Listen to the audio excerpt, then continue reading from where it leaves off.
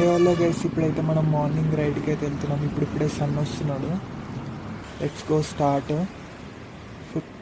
ఇప్పుడు టైం 6:30 అవుతుంది. నిద్ర మబ్బు అయితే అస్సలు పోలేదు. బైక్ వ్యూ అయితే ఇది ముంగట్ సైడ్. Let's go start.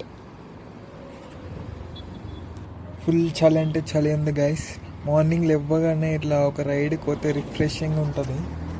ఈ బస్సులు అయితే ఎప్పుడు కుదురుదామా అన్నట్టు వస్తారు. వీళ్ళు వచ్చినప్పుడల్లా యమధర్మరాజే గుర్తుకొస్తాడు నాకైతే.